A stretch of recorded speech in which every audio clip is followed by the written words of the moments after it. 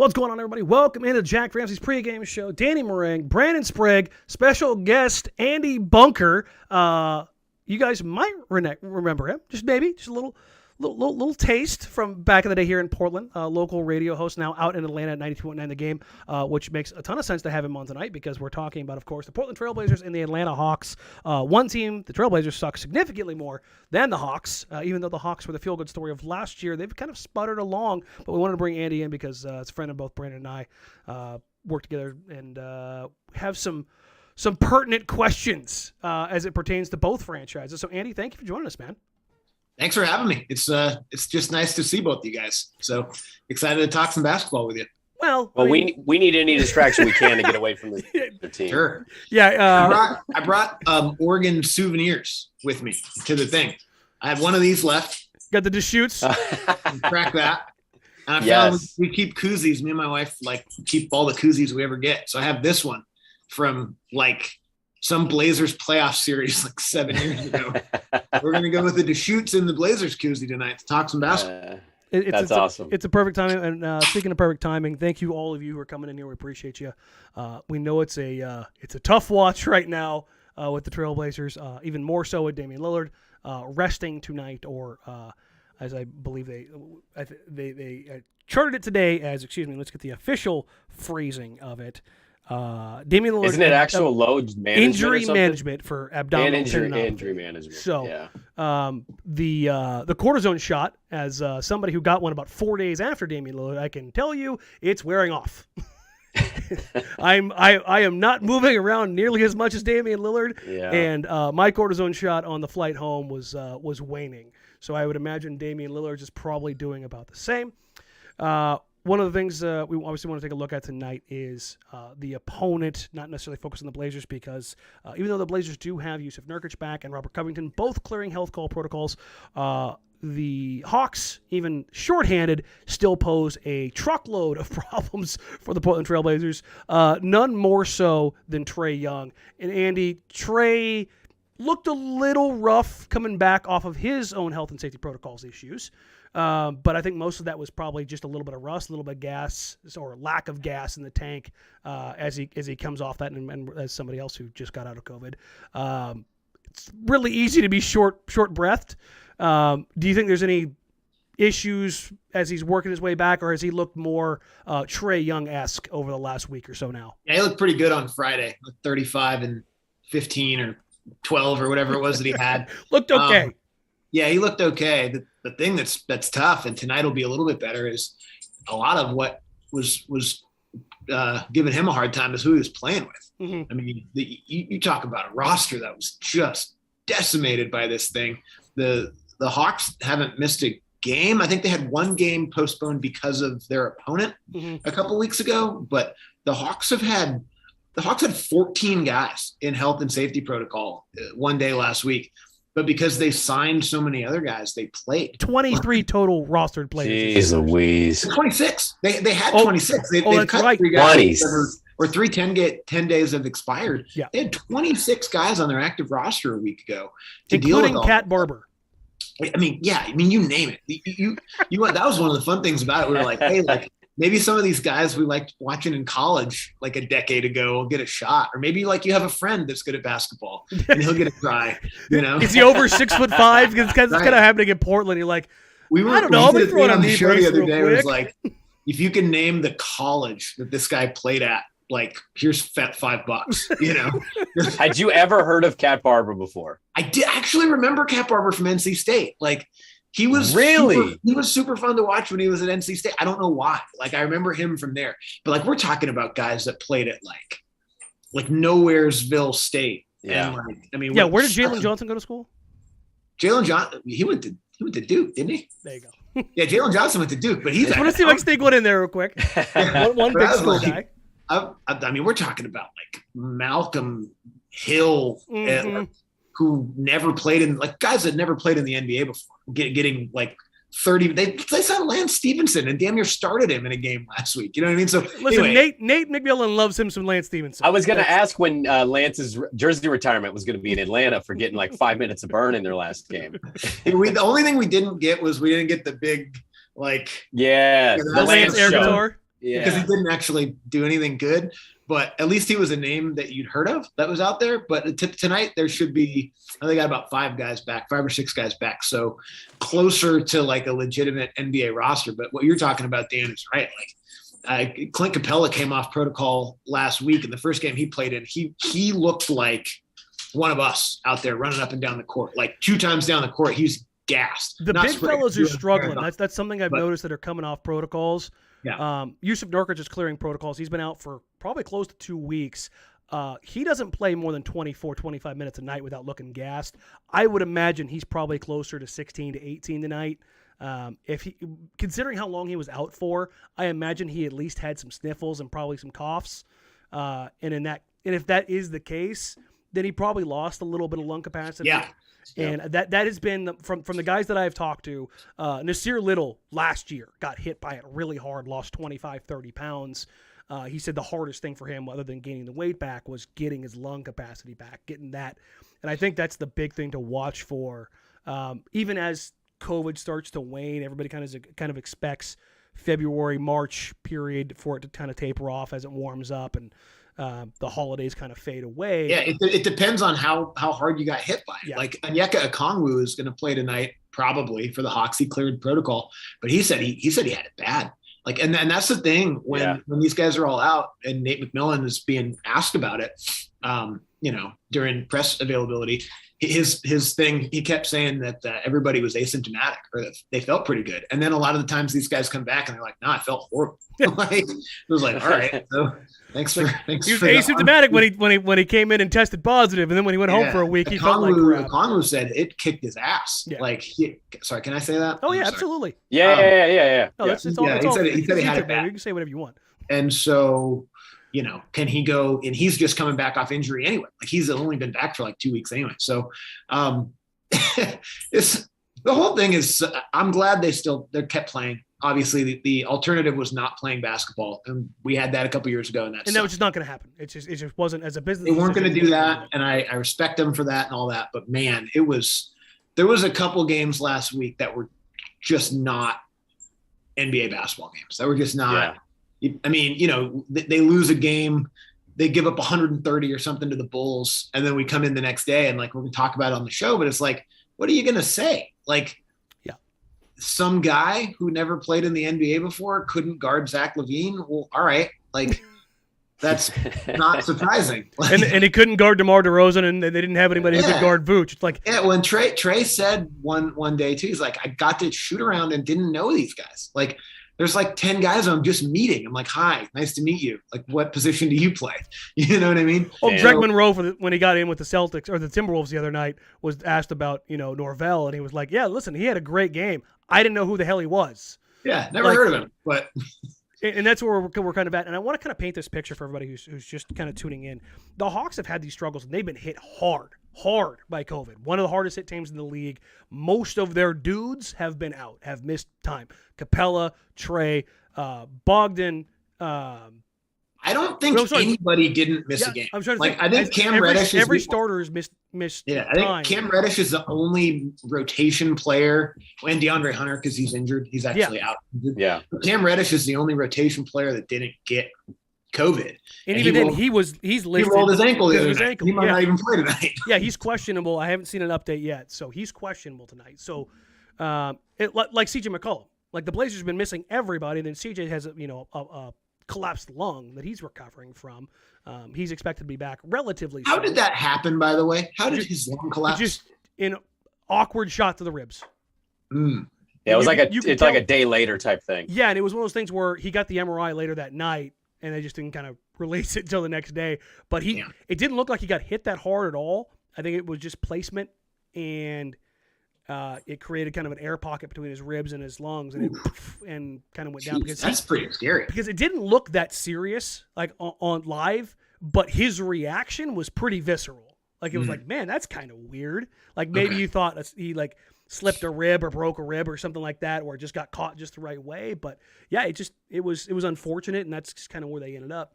But I want to contrast the Hawks and the Blazers here. Both teams have been hit pretty damn hard by injuries and COVID. The Hawks are 16-19, which, following off of last season's success and the annihilation of the Knicks in the playoffs, I think standards are probably a step higher. You're expecting that linear growth, and obviously injuries have played a part in this, with both the wings being both Reddish and Hunter both dealing with injuries. As crucial as their success, as the deeper they got in the playoffs. Even at 16 and 19, Andy, the Hawks are 8.5 games out of first place. You contrast that 11-12 seed in the East to 11-12 seed in the West. The Spurs are 14 games back. The Blazers are 15 games back of first.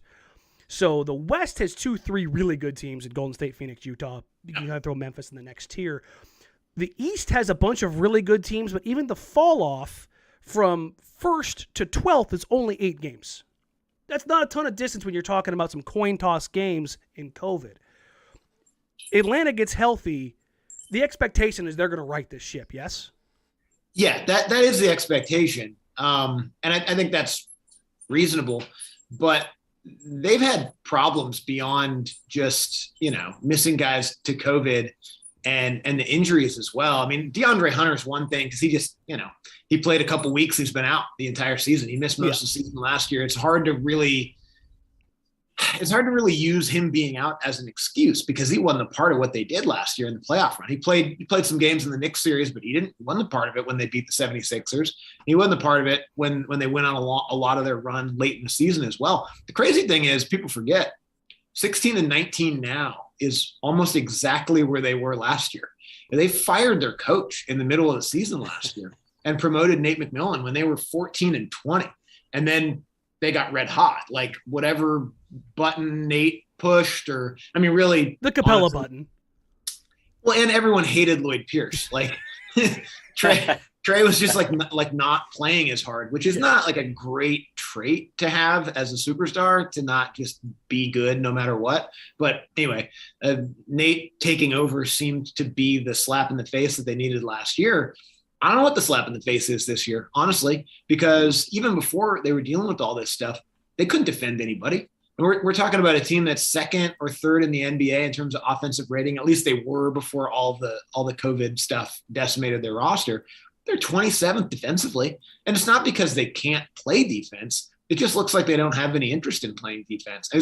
It was like in a 3-day span where the general manager, Travis Schlenk, comes on our radio station once a week with a morning show. And he said, this team has no pride on the defensive side of the floor. And he told some story about his 8-year-old son watching him play and like questioning their heart or whatever. It was pretty hilarious. And then after another loss, they had a loss. They gave up like 44 points in the fourth quarter to somebody not very good. And I don't remember who it was off the top of my head. Nate McMillan said the same thing after the game. He was like, I haven't questioned effort until now, but we didn't try on defense. So I to answer your question in a long-winded way, like I think that they should be expected to play better when everyone gets back, but they had issues before guys were out. And I think some of those issues stem from the fact that they know how good they are offensively and they feel like they can break off a 40-point quarter whenever. And they're letting some of that affect what they need to be doing defensively, because that's what changed last year was, like you said, Capella, but it was Capella started on the defensive end. Like he was the whole linchpin of what they did defensively, and they are horrible defensively right now. So until that changes, and that's an effort thing a lot of the time. Some guys just aren't as good at it as other guys, but sometimes it just comes down to being in the right spot and rotating and trying to close out and all that. And they don't have any interest in that. They think they can just outscore everybody, and they can't.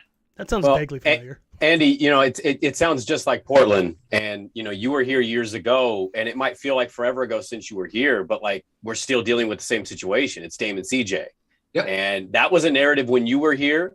It might have been a little ridiculous to a lot of people at that point, but even after you left, they just keep running it back. I'm wondering if you guys over there, it's probably tough with DeAndre's injury, the COVID stuff, but like, how do people view the roster currently as is? Because like, I think Portland is a cautionary tale of be careful thinking you had one good run, so you should keep doing this over and over. They missed their window to make a significant move. do people in Atlanta view this roster in a similar light? Like there's a lot of really good pieces, but is there maybe too many really good pieces in a funny way? That's an interesting question. I think we definitely talk about it as a roster that's deep. Like you feel confident in the depth that the roster has. You go, when healthy, you go 8-9 guys deep that can really play. They can get buckets, that can, when they try, can play defense, some of them. And that's definitely a good thing. But I think everyone's also honest about the fact that they're definitely missing that second top tier guy, much like Portland has been for the entirety of Damian Lillard's tenure there. Like CJ is really good, but CJ is not a second superstar. We know that you need that in the NBA. You need at least two of those guys to be able to win. Like if you're going to win a championship, you have to, the recipe is fairly simple. Like as hard as it is to get it, it's pretty obvious what the teams that have it tend to have. And I think we are very confident that Trae is that guy. Like Trae is a star, and he's a piece to a really good era. The question now is, and it's been complicated by injury, but the question now is DeAndre Hunter kind of ascend to maybe being that other guy? Is Cam Reddish maybe that other guy? Because John Collins is very good, and he's locked up long-term, signed a 5-year contract in the offseason, so he's going to be here. But he's not a superstar. He does a lot of stuff. He's a great number 3. Great. He's great. Like if you have John Collins on your team, you're a better team, especially if he's your third or fourth best player. Mm-hmm. But what they don't have, they got Trae. They got question mark as far as who that other guy is going to be. They got John Collins, and then they got really solid pieces after that. Like Bogdanovich is a really good player. And Capella obviously is a really good center when he's healthy, and he's a good defensive player and all that kind of stuff. Danilo Gallinari, he's salary at this point. He's pretty good sometimes. He's old. He might hurt himself going to the rim, but he'll get you buckets every once in a while. The other issue that the Hawks really have right now is not a backup point guard. Like they decided to bring Lou Williams back because it was kind of he's an Atlanta guy. I don't know if you guys know that, but he's an Atlanta guy. People love him, and it was a fun story last year. The highlights sort of outweighed the totality of his tenure here, but the highlights were pretty good. So they brought him back, and so he's okay. So he's running your second unit, but he's not really a point guard. It's kind of like, Jamal Crawford type of player. He's a sixth man. Like, he can get you buckets, but he's not getting anybody else involved. And if he's not having a good night offensively, he's not really doing anything because he can't play defense. DeLon Wright is a backup point guard, but he doesn't really have any offensive game to speak of. And so that's something that they're dealing with. But yes, it's a deep roster, but they definitely, the top end talent, I think, is an issue if you're talking about being a serious championship contender anytime soon. Andy, when you're looking at this team right now, there's some pretty strong parallels you can draw between Trae Young and Damian Lillard early on in their careers. I think one of the things you alluded to there is that they've got Trae, who he's having a down year. In his down year, he's 29-10, on 45, 40, 90 shooting splits. So can we let it be known for the record real quick? There is a big difference. Dame is not a small point guard. Trae Young is a small point guard. Exactly. Trae Young is a small point guard. Okay. Trae Young's very small. There's no question about that. I bet Dame's, how much do you think Dame's got on Trae weight-wise? 20 pounds? Oh, Dame's 225. Trae's probably a $190, so I'd say 35 pounds. 30 pounds. Yeah. Trae's skinny. He's every bit of 5'11". He's a little guy. Yeah, I mean, for reference sake, Anthony Simons is a $195, and it's bigger than Trae. He's 6'3", 6'4". Yeah. Trae's he's small. He's a small guy. And Dame, I've talked to Ant and Nas about this. They when they first got in the league, they were like, Dame's a running back. Like, if you're going to compare him to anybody, yeah, he's sturdy. Yeah, he's definitely not soft by any means. He's a big boy. But as far as their games go, I think Trae is kind of the evolution of the Damian Lillard, Steph Curry generation of point guards. Trae's like that next iteration where he's got how Steph just heaves it at the rim, but he's got a little bit of Dame in his game as far as how he gets downhill, and I think he takes it to the next level with being an elite creator as a lob passer and having guys like Capella and having guys like John Collins make that easier. But I wonder if the Hawks are going to make a misstep here, much like Portland did. And Brandon kind of alluded to, like, you get a little too high on your own supply because you went into New York and you beat an okay New York team and you humiliated them. But you said you've got all these pieces. Is this the year where, because they've got some expiring contracts, they've got some money to play with, they've got to make some decisions on some guys, do they package those guys up and with some additional assets go and chase a Jaylen Brown? Do they chase a Ben Simmons? Do they chase a Pascal Siakam? Do they go look for that guy to be their number 2? Or do they still have one more year before they can do that? Because once all that money starts hitting the books at the same time, those young guys aren't going to be on those deals. You're not going to have the expiring deals of Bogdanovich and Gallinari to play with. You're not going to have the room to go sign more $10 and $12 million guys. Is it between like the next 6 months that they have to do that, or do they have another year before that kind of they get locked into a situation that Portland kind of is in? Yeah, I mean, they've got to make decisions on Cam and DeAndre as far as paying them soon, because those guys are the same draft class. So you got to make that decision soon, and that decision has been made complicated by the fact that DeAndre Hunter just can't stay healthy. So, okay, we keep hearing about what he's going to be when he's out there, and he's showing flashes, but he can't be out there. So Cam Reddish is a different conversation, similar in that, okay, is he going to ascend to being in that role? He hasn't done it yet. And the interesting thing for Cam is he's gotten a lot more run the last couple of weeks with everyone being out, like him being the one guy that hasn't missed any time. And he's been okay. He's looked pretty good. He's had a couple of really nice nights, but I'll be honest, I wouldn't be surprised if Cam Reddish is the guy that's moved this year. Before what's the deadline? March 25th or something like that. So we've got, is it that far away? No, it's February 10th. Okay. So we've got a little bit of time, like a month and a week. Yeah. I wouldn't be surprised if he's the guy, if they find the right piece. Package him up with Gallo or yeah, and I'm not talking about that's not what you were talking about as far as Jaylen Brown or something like that. Obviously, you're not going to get somebody like that for Cam Reddish and Danilo Gallinari. But, if you can get back a solid number 3 and a wing that can go into your starting lineup that you can trust, I could definitely see them doing that this year. I just don't get the sense that there's a lot of organizational belief in Cam Reddish, the guy. Gotcha. Yeah. I think that they believe he's a really good player, but I think not the guy. Yeah, and I just think that there's concerns in general about, the amount of time it took him to get back last year in the playoffs and that kind of stuff. So anyway, I wouldn't be surprised if he's the thing about it is that they were able to do and kind of navigate with Trae signing a max and John Collins not signing a max is if they decide neither one of those guys is going to be a max contract worthy player, which would be the right thing to do. I don't think either one of those guys has proved to be that person. Then you try to hit free agency. I mean, see if you can lure the next wing that's looking to play with a good point guard. Now, again, that's something that Portland, there's a lot of parallels between these franchises. That's something that Atlanta has never been able to do. We talked about that all the time when I was there in Portland, is it's hard to get free agents to come there. It's hard to get free agents to go anywhere other than LA. Other than the coasts. Yeah. Or if you have LeBron or something like that. The last big name free agent the Hawks signed was Dikembe Mutombo.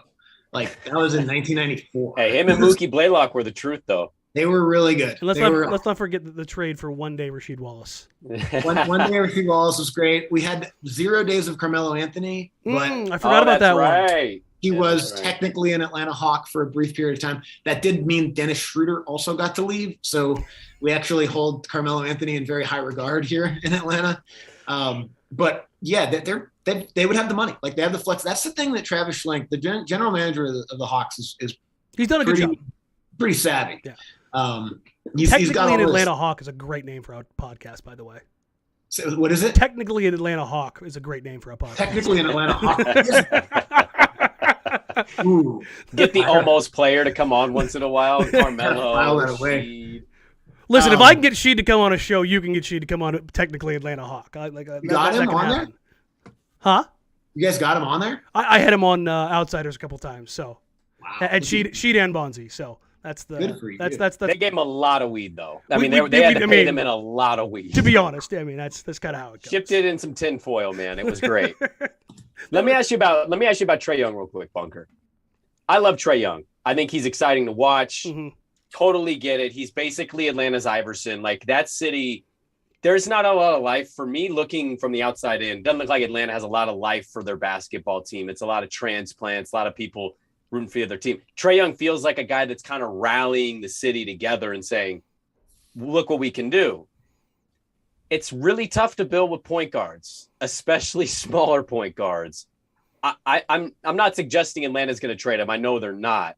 I'm just curious how people in the city feel. Like, they know the difficulties of what this is, but they're just like, F it, this dude is us. Like, he puts us on the map. Is it kind of pushback? Is it a polarizing thing when you talk about building around Trae Young and saying that's our path to a title, is starting with Trae and then filling around the pieces? I think it was until, and you kind of alluded to maybe being overly confident in one performance or high on your own supply or whatever. I think it was a little bit of a conversation until that Knicks series last year.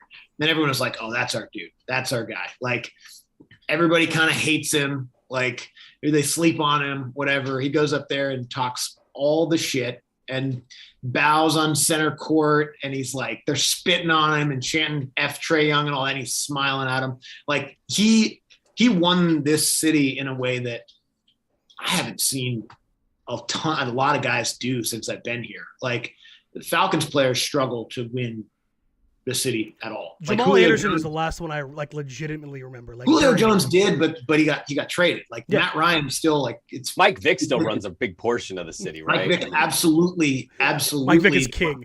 Yeah, won the city. He was like, he was the king of the city. There's no question about that. Baseball's a little different, Not everybody's a diehard baseball fan, but then when the Braves went on their run, people kind of showed up. Anyway, Trae Young's the guy. Like, everybody bought perfect into heel that. for the city. The thing about it, though, is like, because there's so much other stuff going on. Like, it's football season right now. Like, the Georgia Bulldogs play in the national championship on Monday. It's a pretty good time to be 16 and 19 because people are like, they'll figure it out. Like, the Braves just won the World Series. The Falcons are, whatever. People are going to pay attention because it's the NFL. And the Georgia Bulldogs are in the national championship. So when people poke their heads up in like early February and it's like, oh, damn, the Hawks are 500. I wonder why. Hopefully they figure it out. And then if they do figure it out, people will be like, oh, good. Trae's awesome again. And they'll go on a run. To answer your question, like, in general, like, that question that you asked, like, are people weary about building around Trae Young as a legitimate championship piece? I don't know. Like, I think people are just still really happy about what happened in the playoffs last year. They totally supported him getting a max contract this offseason. And I think they'll check back in about a month. All right, Andy, we're I'll be honest with you. Nobody's going to watch the game tonight. It starts at 10 o'clock. Listen, we're just contractually obligated. No one cares. So. Hey, nobody out here is going to watch it either. That's how bad it's getting. The 127 people that are watching us right now, these are the diehard of diehards. Listen, I think that's going to be the only people watching this game tonight. It's Moda has been empty recently, even though I haven't been able to get down there because of my legs. I don't blame people. That's always, people always give fans a hard time. Like, people are fair weather fans. Yeah, people have jobs and kids and mortgages. Who wants to go spend 4 hours watching a crappy product? Yeah, the two things that are most valuable are your time and your money. And if you suck, am I going to give you 3 hours and $100? Yeah. Nope. That's why it's baffling that Mariner fans are a real thing. Like, how do people do that to themselves? I don't know. I have no idea. Eric Vendel says 100 level tickets are only like $30 right now. Nice.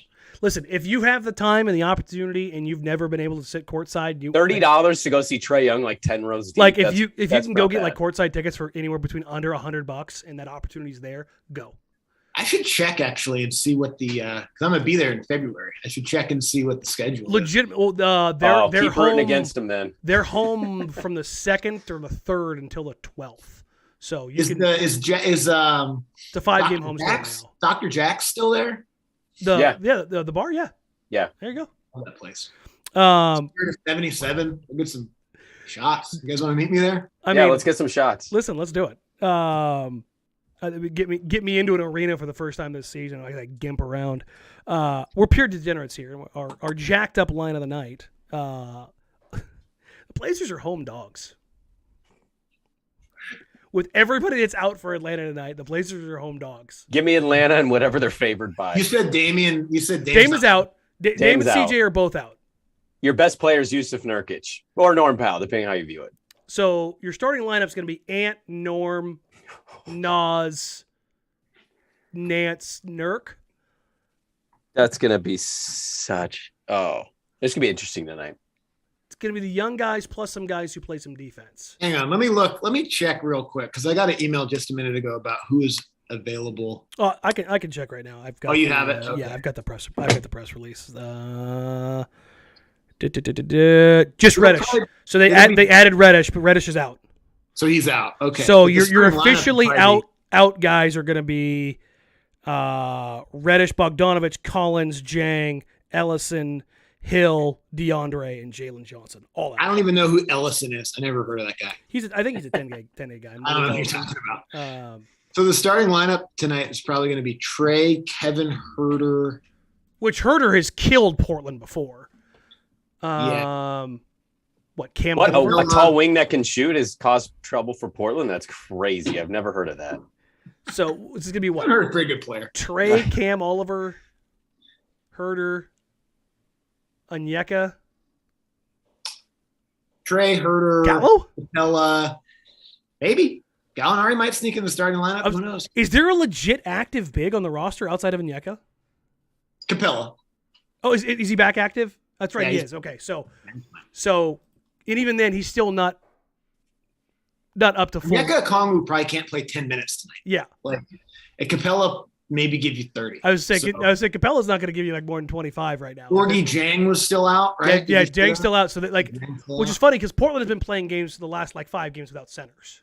I mean, just play small. It doesn't matter how you play against Portland. You're going to win. This is true.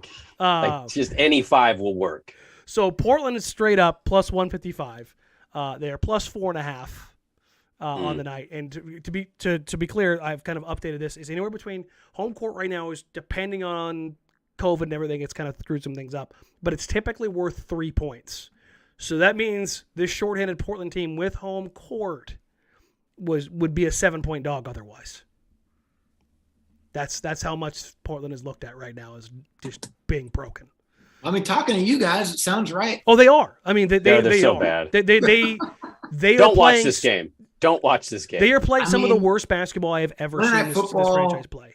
Probably switch back and forth. They got the Manning cast on tonight, so and it's loaded. Hey, how brutal? Can I ask you this real quick, Bunker? I know we've kept you a little long. How brutal is it to watch a 7:00 Pacific start time at your house? Like if it's a big Hawks Lakers game, you probably want to watch that. But like, what's that like starting at 10:00 at night? It sucks. It's horrible. Like you missed that. You missed that PST start. You know you do. Absolutely. Like the best thing. I don't even know what the second best thing is, but by far the best thing of being a West Coast sports fan is every game is on at a reasonable time. Mm-hmm. Like college football starts at 9 a.m. You got good, fun games that you want to watch at 9 a.m. You're in bed before midnight. Like on Sunday, games start at 10. The Sunday night football game is over by 9 o'clock.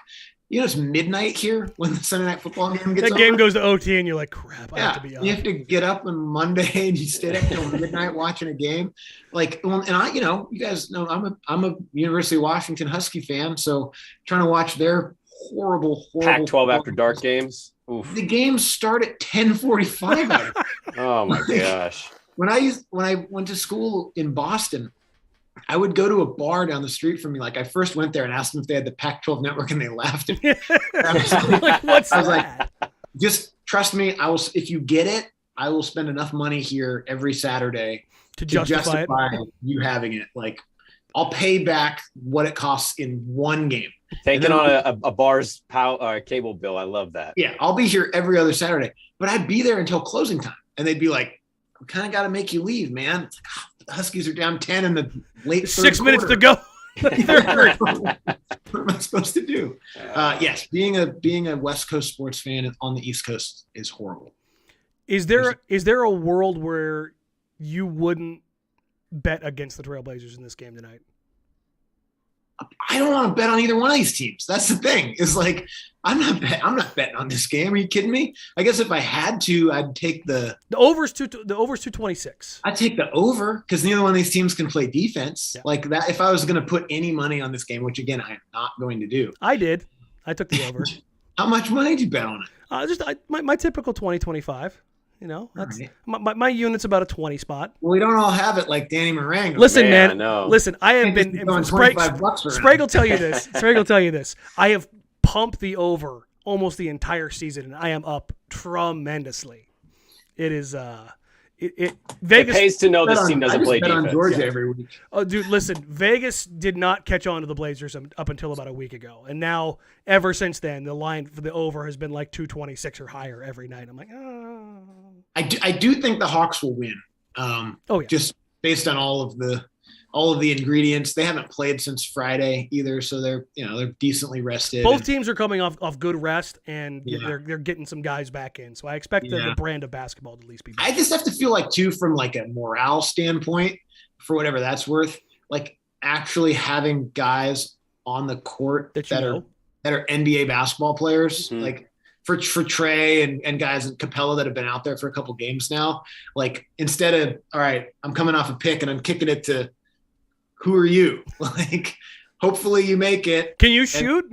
Instead you pass it to Kevin Huerter or somebody that you know, like it's going to help. I think that, what do we got? Probably like 125, 119 tonight or something like that. It's going to be a high scoring game, I think. I'll get you out of here on this. Is Red Velvet the best nickname you've heard in a decade? It's a good question because we talk about that nickname a lot on the show, and I'm not comfortable calling a grown man Red Velvet. It's kind of odd. It's kind of like Cedric the Entertainer. I'm not calling a grown man Delicious. Yeah, it's like exactly. It's like a pimp name. Like, and if that's what he wants to call himself, that's fine. I think he should have called himself the Red Mamba, but I guess Brian Scalabrine. Yeah, you could shorten it up. But a red velvet tattoo would be pretty badass at the same time. People are like, why is red velvet on your? Like, don't ask. Yeah, that's true. I mean, that's a good pickup line. Yes, you can change it to RV. Call me RV. He got a $65 million contract. Like, that's a pretty good pickup line too. Yeah. No. That's the one you drop on the counter. I'm in the NBA. Oh, hi, nice to meet you. Hello. They call him Kayvon. Like his teammates call him Kayvon. Oh, so it's like White Dante. Yeah, exactly. That tracks. That seems a lot of that coming out of the South. If you saw Joe Burrow code switching on IG yesterday, so we'll get you out of here on that, man. Thank you so much for hopping on, man. Hopefully your Christmas went well, your New Year's went well. We know you'll be. Didn't finish. Didn't finish. Oh, come on, man. You gotta keep it slow drinker. I have an excuse. I'm still recovering from COVID, so I have an excuse. I'm a lame old dad. I think both of you guys fall in that category. I'm still not there yet. I'm working my way there. I gotta get off the injury. Unprotected sex. That's the trick. It does tend to work. Yes. Other things got to work, but. Thanks for joining us, man. I appreciate it. I don't know what that meant. Do we need to talk about anything? Listen, that's for the post-game show. That's for the post-game show. That's Jack Ramsay's After Dark. Thank you all so very much for joining us. We appreciate you. Like, rate, review, subscribe. If you're new here, we appreciate you. If you're old here, we appreciate you too. Subscribe here on YouTube, and we'll catch you guys in the post-game show. For Andy, for Brandon, I'm Danny. We'll catch you all in the